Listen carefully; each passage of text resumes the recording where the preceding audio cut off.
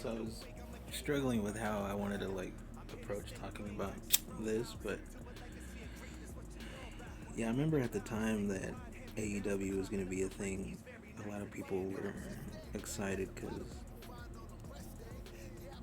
course, WWE is always stale or in a state of being stale, perpetual.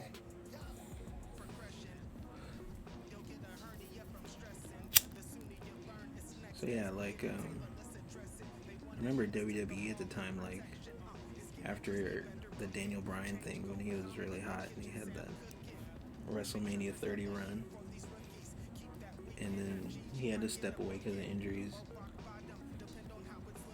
and they were really pushing Roman Reigns to be like the next guy. And everyone hated it for years.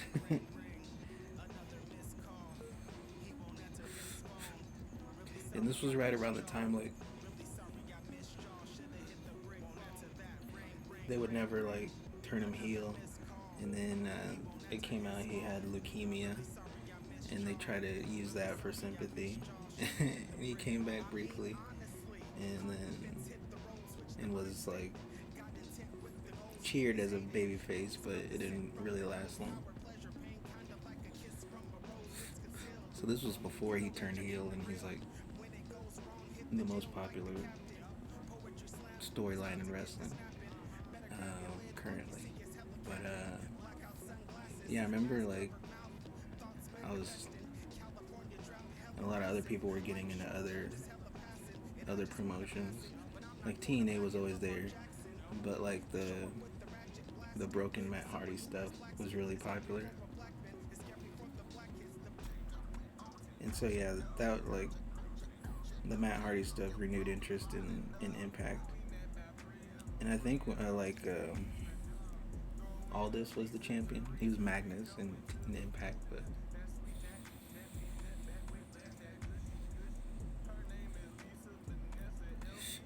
I know he stood out. And Eli Drake is really popular now. It was LA Knight, but that was like the first time I saw him. And like just on a side note, like yeah, obviously, well, okay. And then I also really like the women in Impact, like when Taya Valkyrie went there, and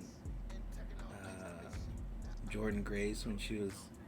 I mean, she's hot now that she's muscly, but I liked her at first because she was like a chubby wrestler, and oh yeah, Tessa Blanchard was there for a while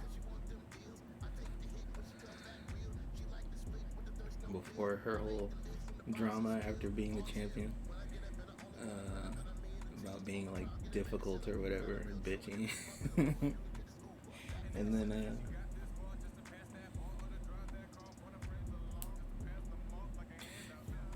yeah, like I said, other shit like Lucha Underground was getting popular, and I didn't really watch it, but like I followed like who was popular and getting into New Japan like after they like did the cross promotion with Tekken. I mean, I was aware of it before, obviously, but like that was a big thing. Like seeing who Okada was, and then like when Shinsuke Nakamura came to WWE, like watching his stuff in New Japan was good, and Kenny Omega, who was like super hot at that time when he was like deciding whether to go to WWE or New Japan before AEW popped up. And so, I remember being excited for him, and then yeah, just like indie wrestling in general was like getting somewhat popular, like not popular compared to when wrestling was actually part of the pop culture conversation, until it sort of became a joke that people laughed at. And that's sort of where like the shift in wrestling sort of turned, where it wasn't professionals, it was people that like got into it on a lark, or like, there was no veterans or quality control anymore. And like the really talented up and coming guys were having matches with, you know, outlaw garbage wrestlers, I guess you could say. And then yeah, also I was starting to get into NWA. It was like, because I remember Billy Corgan was like gonna buy Impact, and then like I said, they went through a whole bunch of ownership changes. And then like when that fell through, he bought NWA, but like I was getting into it slightly beforehand because that was when uh, Cody Rhodes left WWE, and he like changed his look, and he was getting pretty popular, and he became NWA champion.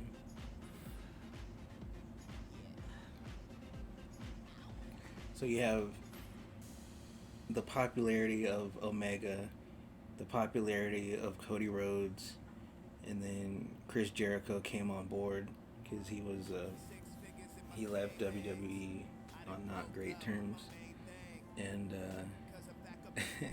and the young bucks who like I knew who they were and what they looked like, but I couldn't really say I'd ever seen one of their matches. Maybe like on YouTube, like when they would show old TNA stuff on the Impact YouTube. But obviously they had that modern cult following of like, indie wrestling following or whatever. And the owner of the Jaguars has a son that likes wrestling, so he gave him, $1 billion or whatever the fuck. Probably didn't cost $1 billion, but a lot to fucking start a real rival to WWE. In the spirit of WCW by like having it on TNT and shit. So like, of course, everyone's super excited, right, for that. There's definitely a lot of lows and crazy shit. uh, but really, before like I actually talk about AEW proper, yeah, you have to talk about Jim Cornette because Jim Cornette was his manager. The first time I saw him was back in the mid '90s when he had Camp Cornette was his stable, and he had Vader, Owen Hart, British Bulldog, and Yokozuna. And since Shawn Michaels was my favorite, like they were feuding with him a lot, and he was like just this ball of energy, like when he would walk in with Vader or some shit, and he was a heel manager. You're supposed to not like him, and like he'd hit people with the tennis racket, and then like I said, he crossed over with Shawn Michaels and he had that match with Jose Lothario, and so I kind of mostly knew him from that. And then I think in '97, the following year, they started doing those. They'd let him like he had these like pre-taped promos where he'd talk about the state of the wrestling business and stuff, and they were really good promos. Like he was like obviously a good talker, and then he would get on commentary. I liked listening to him from that. Uh,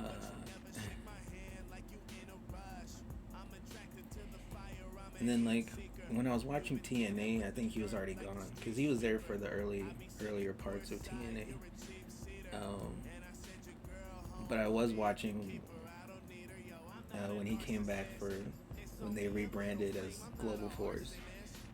When Jeff Jarrett was like brought in to be he was really just like a fake owner, I guess, because he had started a promotion called Global Force, and then they just took it over and we're gonna keep that name. Like I said, that's where I remember Eli Drake from the most, like that time period. Uh, but of course, that didn't last long. And then Cornette was like on the forefront of like podcasting and YouTube shoots, which I was, starting to get into, like interviews about wrestling, from their perspective, when it was popular and shit, and crazy stories and funny stories and shit. So, really, I experienced a lot of AEW through his, you know, perception of it.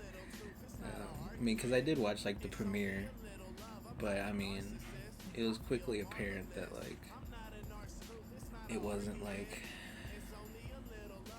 must see wrestling really in the beginning. Um, but so anyway, let's go through the roster and talk about like what's happened to them since they came into the company. Adam Cole, of course, he was really popular in NXT. That's another aspect of that time in wrestling that I didn't really talk about, was like NXT was the developmental brand of WWE, was getting more popular than the main roster because it was still on the network at the time, and they were bringing in like bigger stars like I said, Shinsuke and Samoa Joe and Finn Balor, and they were just having the best matches, but if they were gonna be on the main roster, you knew that they were gonna get fucked with, and so a lot of that was a big reason why that a lot of the wrestlers were available when Tony Khan was coming on board. But anyway, just to finish the point on Cornette, it's like he's like the ultimate villain of the modern wrestling fan because of what they like versus what he likes, and same with pretty much what I like. Is there's rules to wrestling, and when you break them just to break them, it starts to turn to shit. So that's essentially his point, but and how I feel about AEW. But like I said, it's even though a lot of the fan base hates him, like Tony Khan wanted to hire him in the beginning. Like he wanted to bring him on board as like a mind. But as Cornette's explained, like he knew it was Tony Khan was gonna do what he wanted to do, no matter what. He wasn't gonna be able to listen to reason, and he wasn't gonna be able to control these wrestlers because he's just like my age and he's like weird. And so some of these guys have real credentials, so what is he gonna say to them, other than he's got money. But anyway, so yeah, like I said, Adam Cole, he was part of Ring of Honor, in that. I mean, that's another crossover to Cornette because of his involvement with Ring of Honor, and how many guys, including the Young Bucks, interacted with him or worked for him. So, and Adam Cole was a guy that Cornette liked, and then he had a nice run in NXT with the Undisputed Era, and currently he once he came to AEW, of course they fucked with it. He was painfully thin, as Cornette explains, and he does look really small, smaller than he did in NXT, and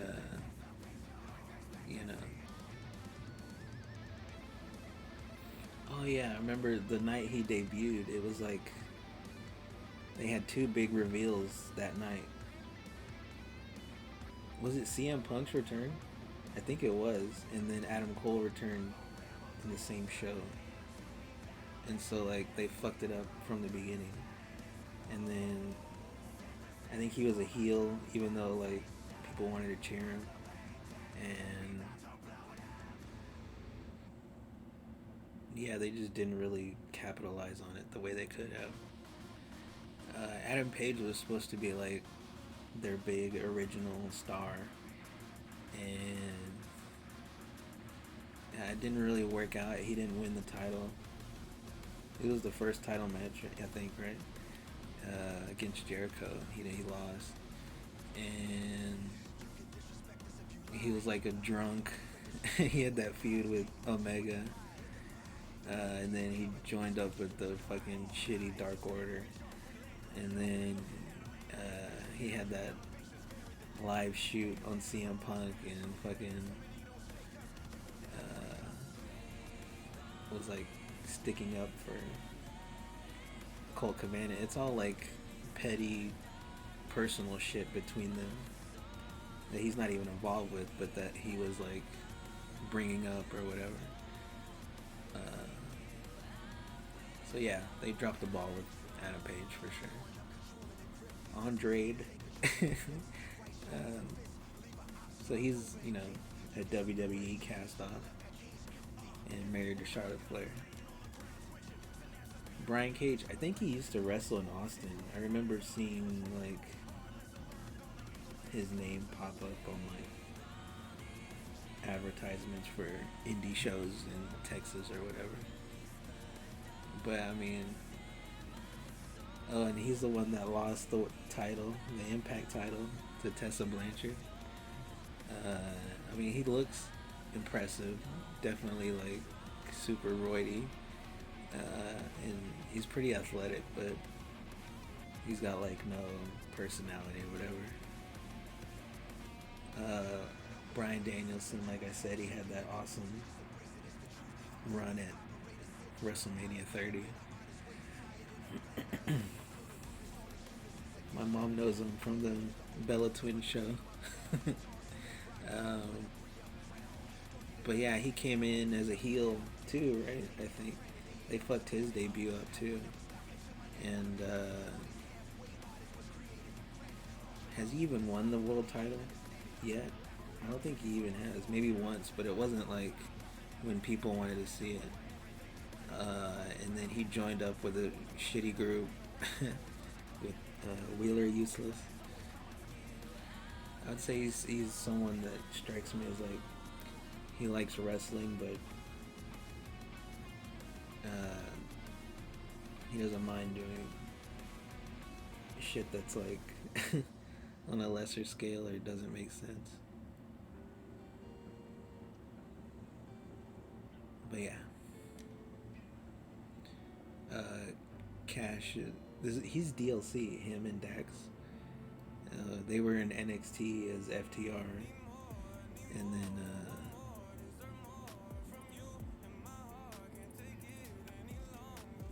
there was like, what was it, some kind of contract thing with WWE where like they lowballed them, or it was some shit like that. And then yeah, they were in AEW, and they were kind of like held back, I guess, by the Young Bucks. Jericho, he was like their first big get, and he was their first champion, Le Champion. But then, like, I feel like right after his title run, that's when it like turned to shit. Because then he lose to Moxley, and then he had the group with Sammy Guevara and the football field fuckery match, and I don't know. He just went crazy.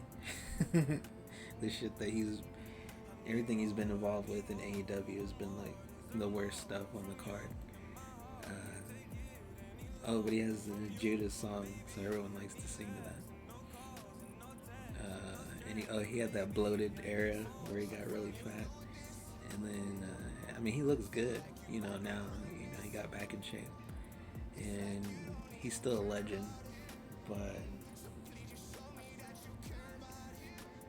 yeah, he should just not be involved in the booking, even though he obviously has a lot to say. Christian Cage has always been good, and he's been hurt a lot in AEW. But oh, he had that match where he won like the Impact title or some shit. That was pretty good. Chuck Taylor, him and Beretta. He had this stupid thing with his mom's van. The only match I remember that was memorable was that parking lot brawl or whatever. I think it was him. He took the like sit out power bomb on the hood of a car. And CM Punk, obviously, it was like really exciting when they announced he was coming back. And then, like I said, he had that run in with the Elite, which is, you know, the Young Bucks and Omega, and that image of him looks really bad, but the in-game model is better. But then, yeah, he was gone for a while because he was hurt, and also because of that legal shit, because they got into a fight backstage or some shit. And then he's recently come back, and they dedicated a new show to him, Collision, on Saturdays, which is supposed to look more like Nitro, which, you know, that's cool. But now they're at the point where just having him back isn't enough. You know, they really need to make a big star that they really haven't done yet. Darby Allin was like one of the bright spots of like original guys they had, because he does, you know, dangerous looking shit. He did the thing where he was in the body bag with thumbtacks and he got thrown over the top, and he had like this spike skateboard and would take those on his back and shit. But he's come a long way in terms of talking, and they paired him up with Sting, and he's one of the four pillars, I guess, but he's actually, you know, one of the good ones. He does that really good. He's the only one that should be doing the dives, but he does that awesome dive where he like goes back first into you, and he like bounces off guys. It looks pretty cool. And Dax, like I said, he's like the better one, I guess, of FTR. He's like, you know, Arn Anderson.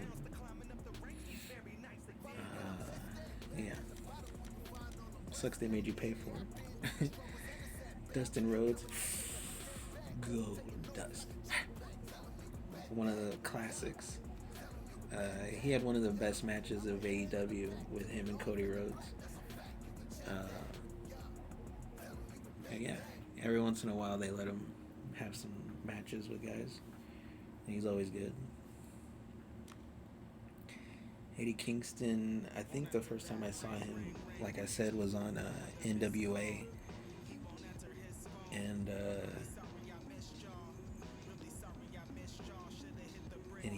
he was more like a manager wrestler, sorta. And you know, he was fat. He is fat, but he's really relatable, and he's really good on the mic. And there was a point where he was like getting really hot in AEW, and then like he had this stupid feud with Jericho, and it just turned to shit. And you know, they missed the boat on that too. Jeff Hardy, the legend. It's cool that he's in this game. I'm gonna play him, and they actually did a good job on like how he looks. Maybe Ukes had some like old assets they could use.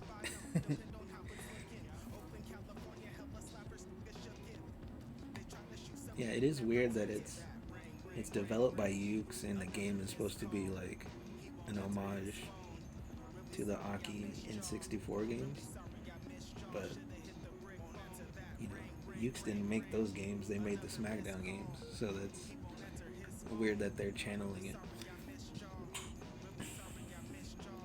I have played a little bit though, and it does feel like those games. And it's pretty easy to get into at least.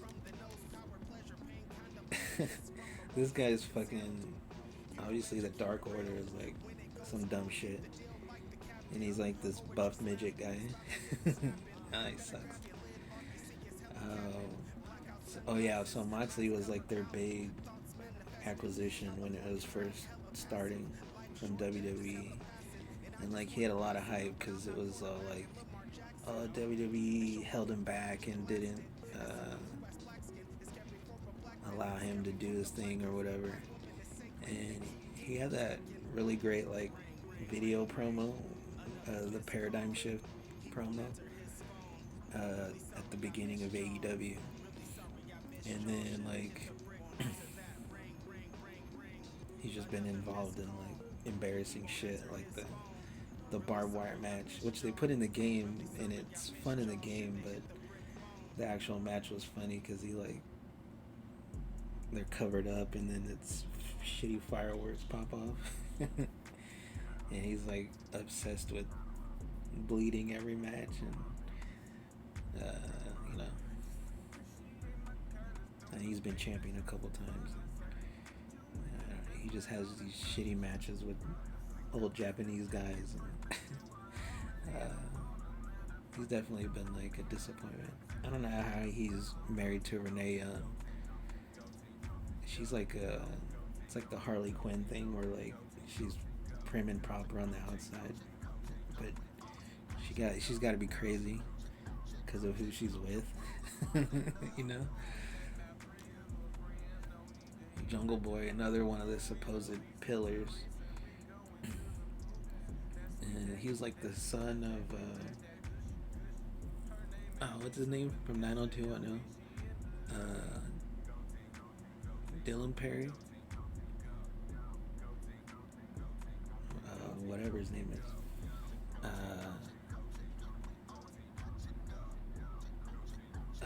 And then they teamed him up with Luchasaurus, who I thought Luchasaurus was pretty cool at first, until you watch him wrestle and it's like, oh, he's not that good, or he does too much that he shouldn't be doing.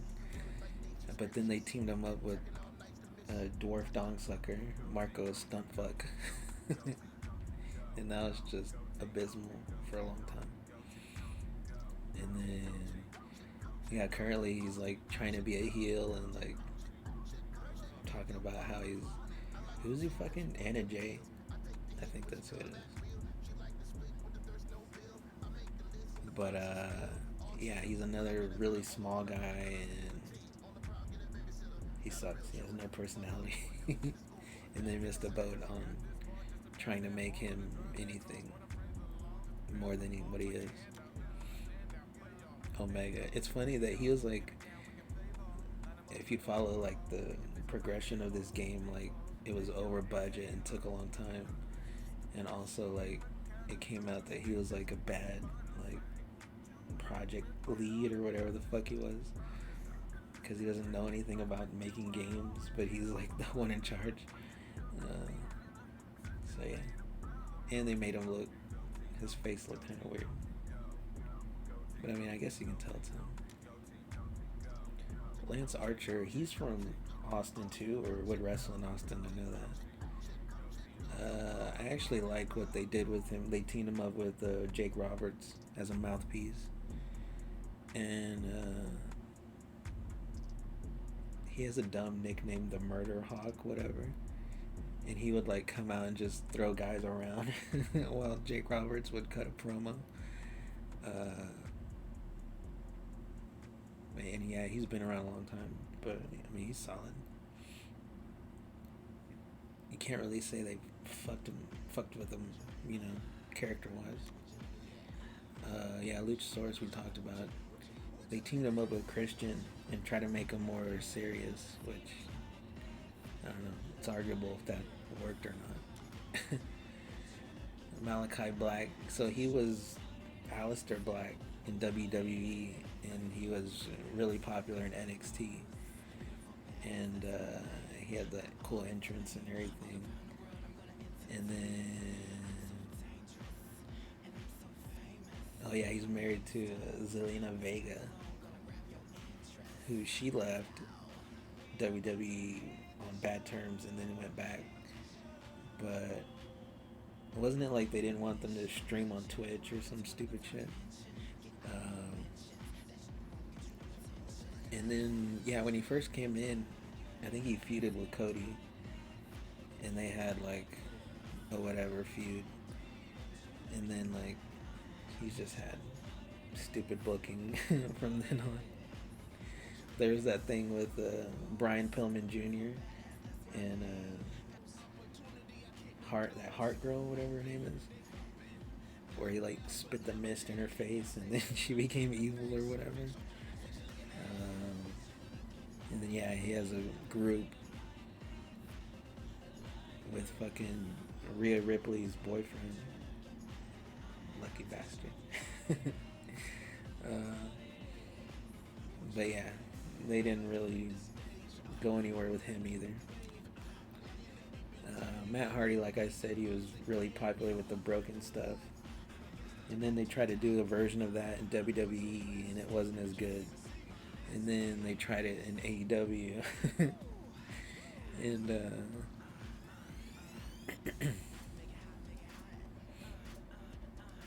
oh, he had like a faction at first. Hardy Firm or some shit. I forget what it was. And then he had that match with Sammy Guevara where he got dropped on his head and got like a concussion and kept going. He's known for having a hot wife. That's why he keeps having kids, I guess.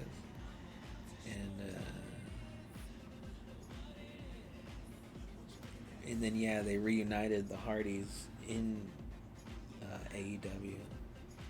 And they had like the song and everything, but it was like they didn't even do it on pay-per-view, and it just, they botched that too.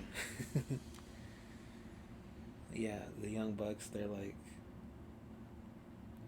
I mean, I remember early on, like when you finally see their matches, it's like, whoa, they do a whole lot of shit.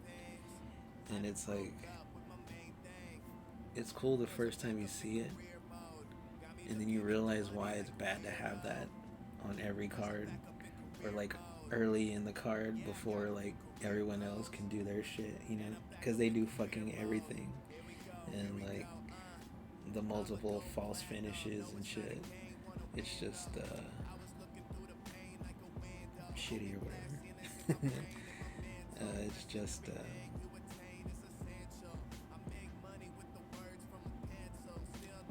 oh gosh, they really fucked them up too.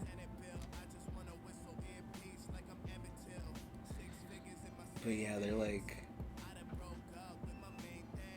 early fanboys of Shawn Michaels, and that like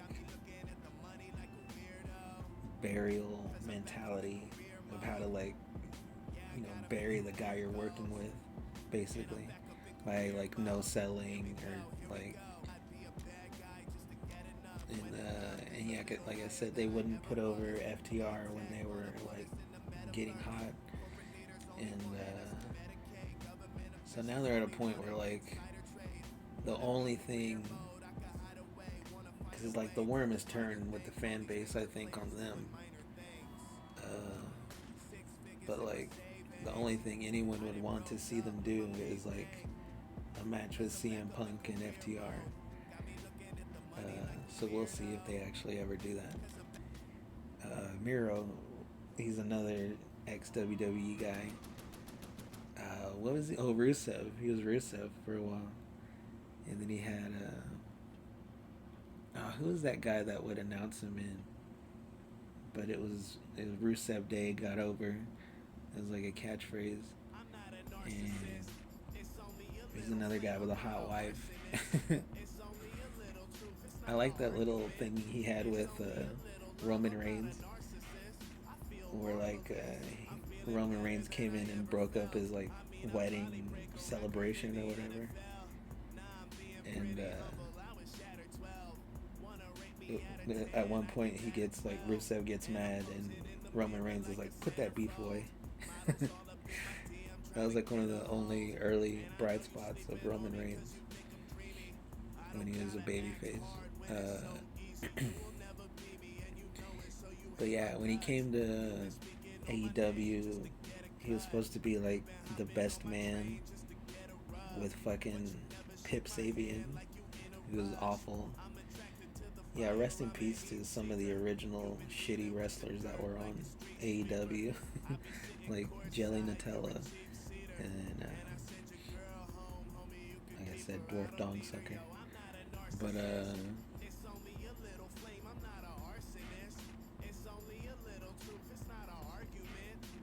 yeah, he was like the best man at his wedding with Penelope Ford, who was super hot. I don't know what happened to her, but and then like he had a match with, uh, like I said, Chuck Taylor and Beretta, best friends, and there was like a fake arcade cabinet on the outside, and they like fell over on it, and that was like the whole feud, the whole premise of it. And then yeah, he had to go away for a little while, and then they repackaged him as more serious, and he's got like this weird god gimmick. I don't know. It's stupid, but I mean, he looks cool in the ring. And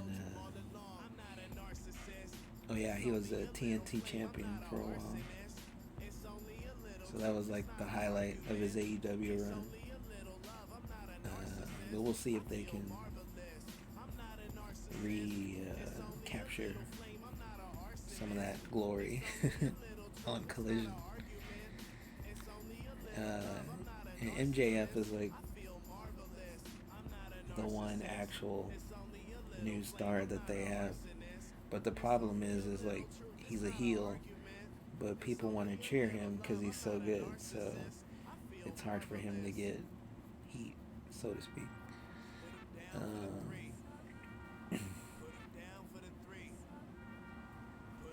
He had that weird thing with Jericho where like they did a song and dance number, and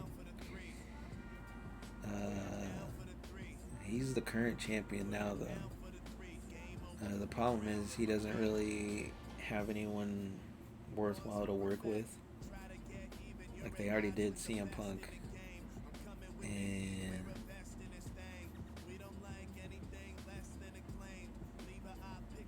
you know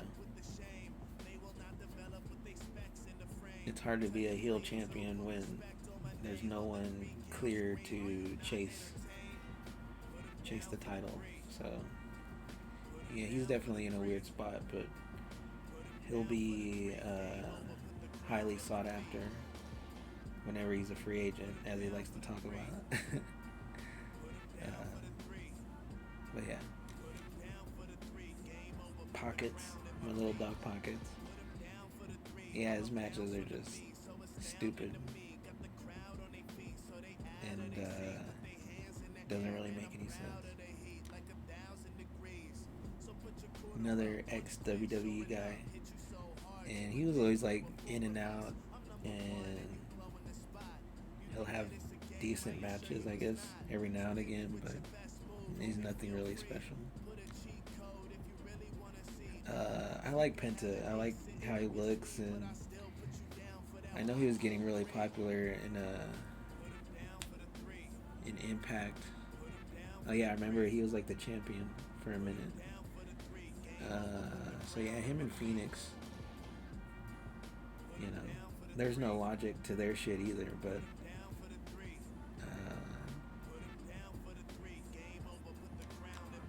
I think if they were in WWE, like you would look at them as like one of the better tag teams. So they kind of just need to be corralled. But everyone just has crazy matches and does whatever the fuck. Uh, so Hobbs, he like debuted with helping out Moxley. And then they try to team him up with Taz and Brian Cage. Um, but yeah, kind of the same thing as everyone else. They sort of just don't know how to book him right, so they can't really capitalize on like how. Because I mean, he looks like he would be a star wrestler, right? But they just haven't put it together. And they had him feuding with Ricky Starks for a while. So yeah, first time I saw Ricky Starks was on the NWA.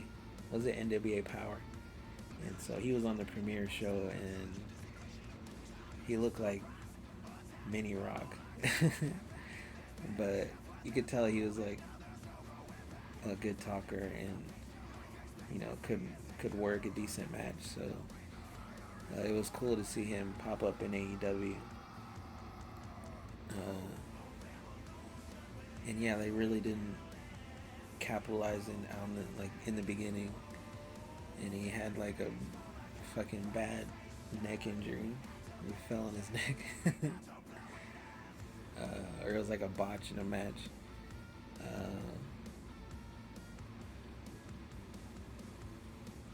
But I mean, they're trying now at least. Like he's with CM Punk and FTR, and they're at least trying to put him with the main event level guys, because he's at that level really.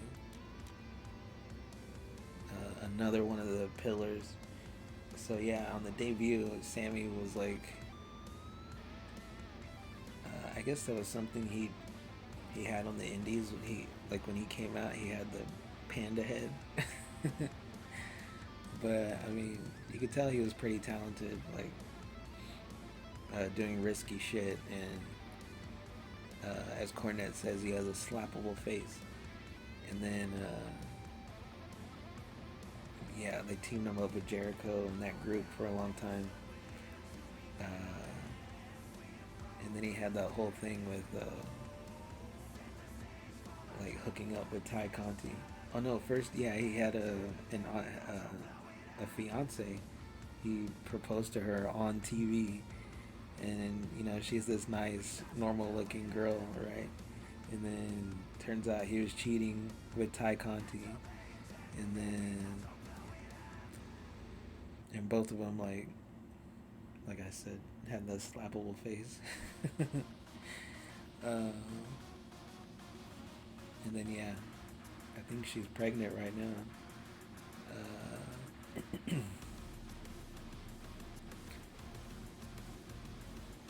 He'll definitely be a mainstay, and he is good. But I don't know if he'll ever be like able to carry a championship or carry a company. Yeah, Scorpio Sky has always been bland to me. I like Kazarian and Daniels from TNA, and then they had like a group in the beginning. But yeah, I really don't see the appeal. Sting, of course, a legend. It was pretty exciting when he was first gonna come back, but I'm surprised he's done as much shit as he has. The other week he had that jump off the ladder onto the table, and he hit Samuel Guevara's knee and busted his face open. And yeah, he's done like dives off the top rope and shit. So I think he's in his like mid 60s or something. But I mean, wrestling fans are notoriously nostalgic. So as long as he wants to do the shit, people will watch it. But yeah, it's nice to have Sting, regardless. Yeah, like I said, Trent with Best Friends. He's just whatever. He looks like he could be a more popular wrestler, but there's just nothing there. And then Wardlow, he was with MJF for a long time as like his bodyguard. And then they built up to him, the both of them breaking up for a long time. And they didn't really capitalize on that popularity. And now he's just, I think he's the TNT champion. Uh, but yeah, he's another guy they're going to have to rehabilitate their image or whatever.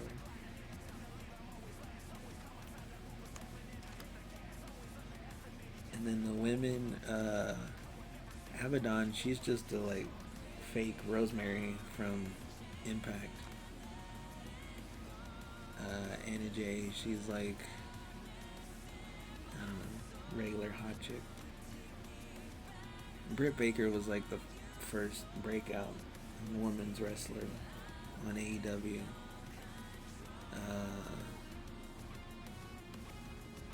But I know she had like that bad, what was it, the dentist match, or it was like a cinematic match or whatever.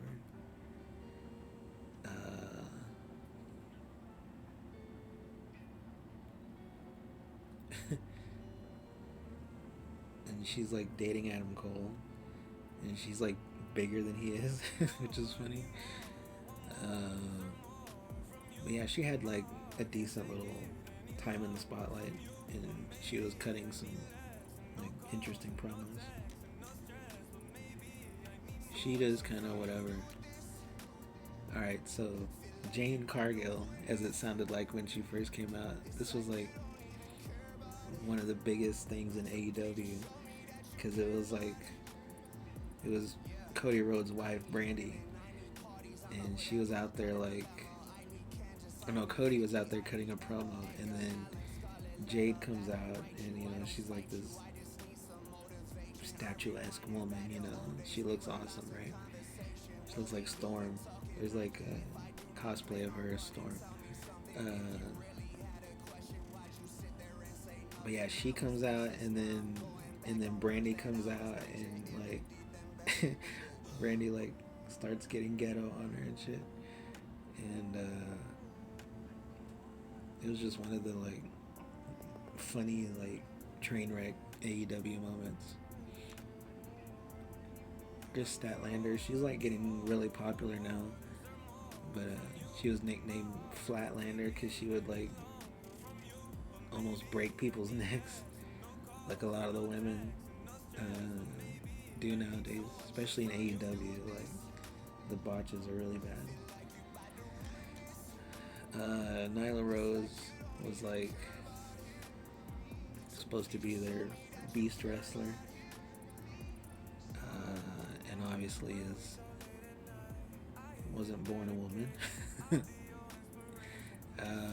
They had her paired up with Vicky Guerrero.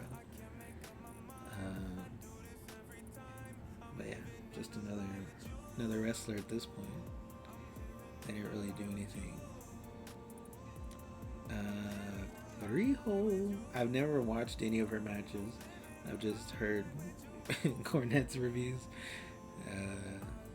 Yeah, she's like Kenny Olivier's pet project or whatever. And you know, she can like beat women twice her size. Ruby Sosa was like their big get, also from WWE, and yeah, haven't really capitalized on that. She wasn't like super popular in WWE anyway, so but yeah, people were excited at first. Ty Conti, like I said before, another heel face. And yeah, she got a lot of heat after cheating and all that. Thunder Rosa was like, she was getting popular in NWA, and they brought her over, and I feel like she's just kind of okay. I think she'd be a lot better in WWE, where she'd have like better competition. And I don't know anything about Yuka Sakazaki. I read Cornette talk about a couple of her matches, but she isn't really even memorable the way Riho is. Riho! And yeah, that's the roster. Except, I was like, where is...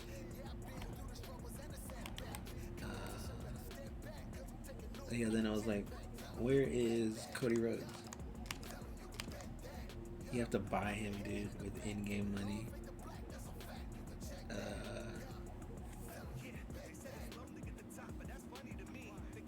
But yeah, he was supposed to be like, I mean, he was one of the EVPs, and he fell out of favor with them, and the fans really turned on him too, because a lot of it had to do with Brandy, but I think people just like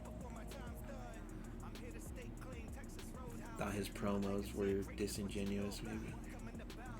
But now he's in WWE, and you know, you can argue he should have won the title at the last WrestleMania, and now he's falling into that Lex Luger point where it's like, if you keep waiting, then time's gonna run out for people to give a fuck for him to win.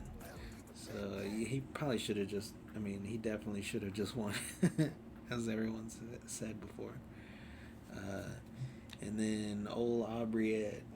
It's funny listening to the early podcast, because like, and I had this opinion too. Like, she was a good referee at first, and then she slowly like started to interject herself more, and because that was what she did on the indies, I think, more.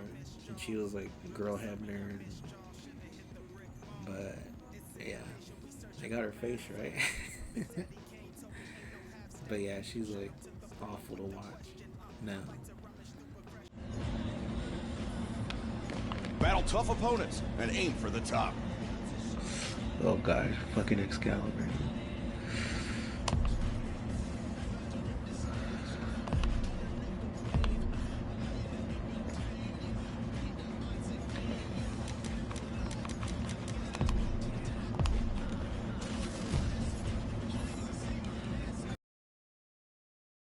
This battle And this should be one hell of a singles match.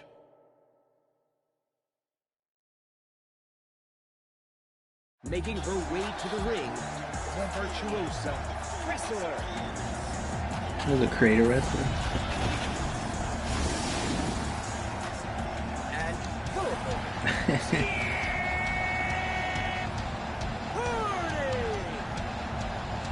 What's with his upper lip? He looks like a chipmunk or something.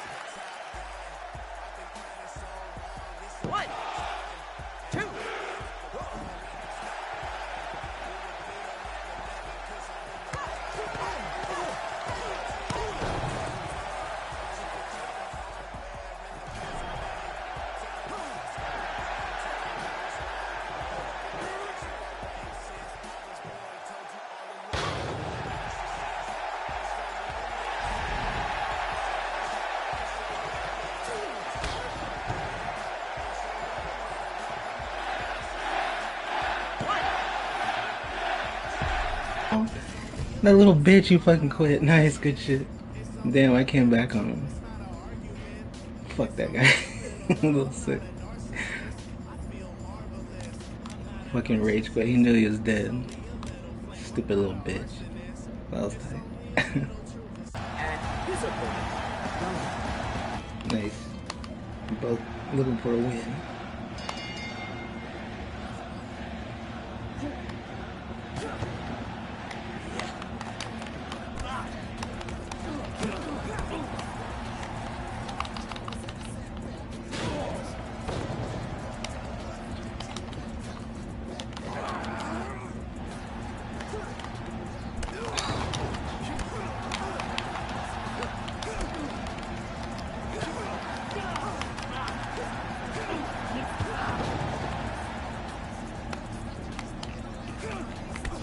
What the fuck?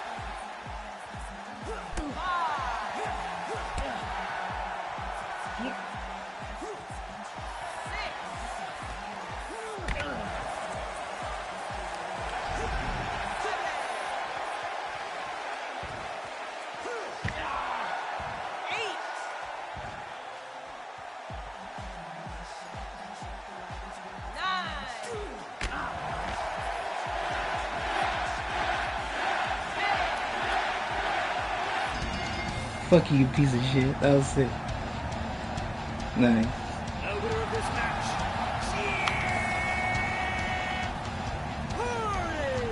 Hardy! Stupid asshole. That was good.